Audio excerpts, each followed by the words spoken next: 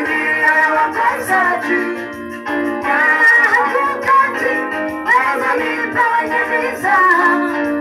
Sheria ya Bwana ndiyo impendezayo, na sheria yake yeye huitafakari.